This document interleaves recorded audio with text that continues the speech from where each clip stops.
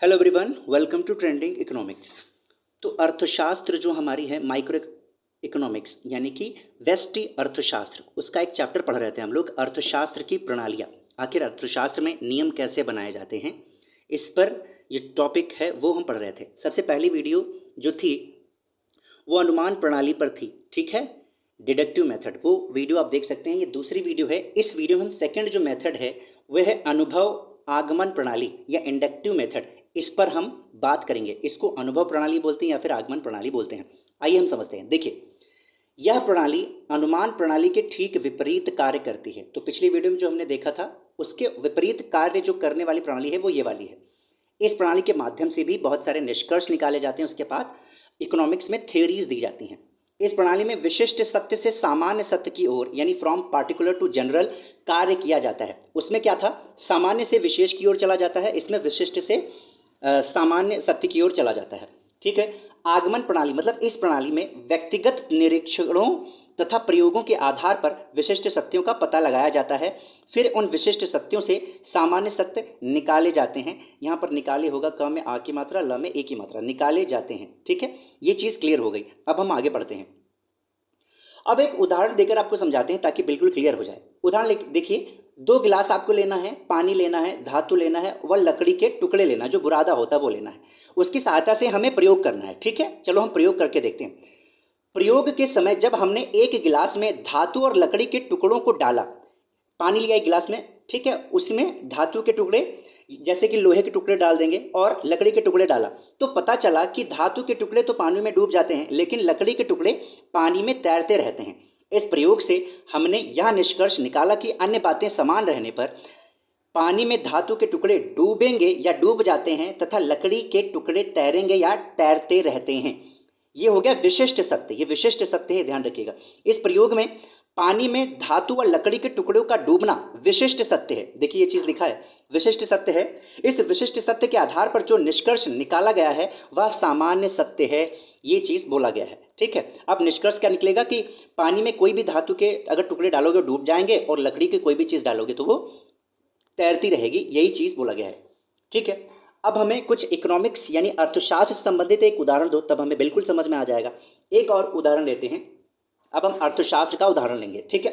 देखिए, जब बाजार में गेहूं का मूल्य घट जाता है, गेहूं हुआ उसका मूल्य घट गया, तब गेहूं की खरीद करने वाले ग्राहकों की संख्या में वृद्धि हो जाती है। क्योंकि आप जानते हैं गेहूं का मूल्य अगर घट जाएगा तो बहुत सारे लोग खरीदने आएंगे ना उनको, ठीक है, क्योंकि सस्ता हो गया, वो कलेक्शन कर लेंगे, तथा गेहूं की अधिक मात्रा खरीदी जाती है, ठीक है। यह विशिष्ट सत्य है जिसे हमने अनुभव के आधार पर ज्ञात किया है या फिर ज्ञात किया जाता है। अतः अब हम इस विशिष्ट सत्य के आधार पर यह कह सकते हैं कि वस्तु का मूल्य गिरने पर उसकी मांग बढ़ेगी।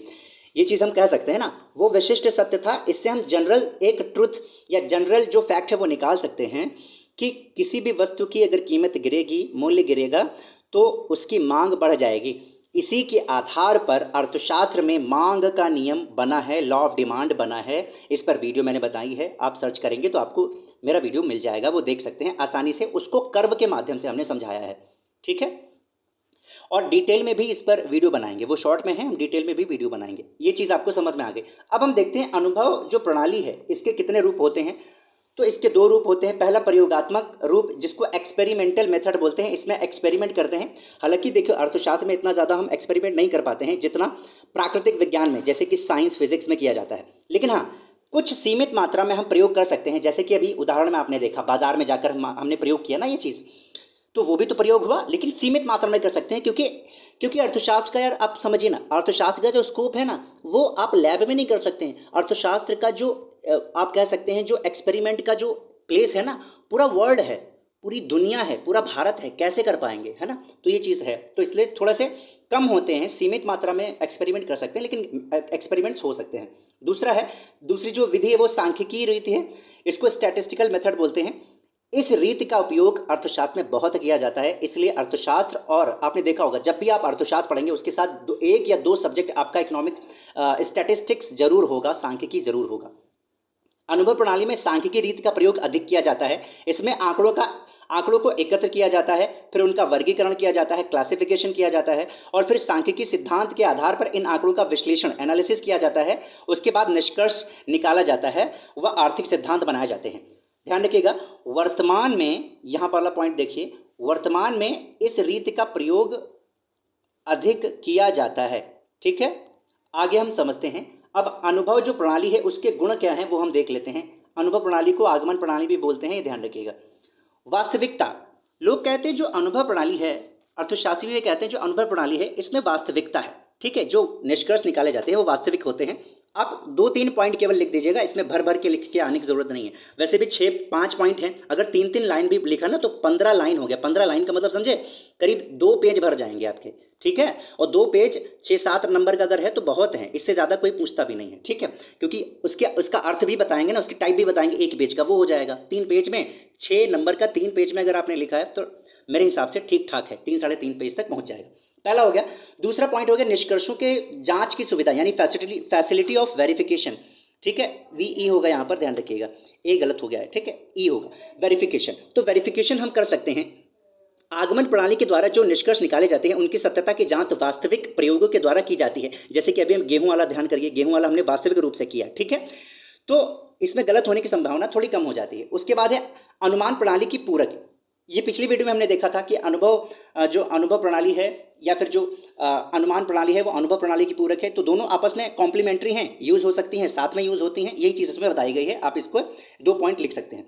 प्रायोगिक दृष्टिकोण मतलब डायनेमिक आउटलुक। ये बोला जाता है कि जो डायनेमिक्स चीज़ें होती है, बदल जाती है, उनको भी इसमें इंक्लूड कर लिया जाता है। जिससे क्या होता है, जिस परिस्थिति में हम इसका यूज़ करते हैं तो करंट सिचुएशन होती है तो इतनी ज़्यादा गलतियां होने की मतलब चांस जो होता है वो कम होता है, ऐसा कहना है।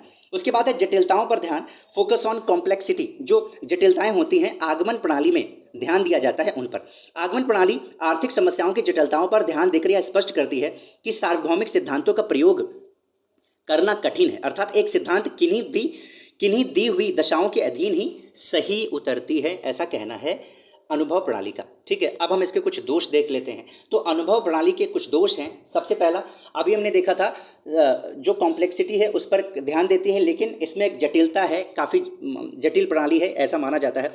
आगमन प्रणाली के अनुभव, क्योंकि आप खुद सोचिए ना, आप पहले गेहूं लाएंगे, फिर गेहूं को क्या करेंगे, बड़ी मात्रा में लाएंगे, आपको प्रयोग करना है या प्रयोग आपको ऑब्जर्व करना है, तो आप बाजार में जाएंगे, बड़ी मात्रा में क्या करेंगे, जब कोई भी गेहूं लाएगा उसको आप ऑब्जर्व करेंगे कि हाँ भैया गेहूं आया ज़्यादा। ठीक है, तो लोग क्या कर रहे हैं, ज़्यादा खरीद रहे हैं। गेहूं कम आया है तो लोग कम खरीद रहे हैं। ठीक है, या उसका प्राइस बढ़ गया है तो कम खरीद रहे हैं, प्राइस घट गया है तो लोग ज़्यादा। ये ऑब्जर्व करना पड़ेगा ना वहाँ बैठ करके, पूरा मार्केट मंडी आपको देखना पड़ेगा।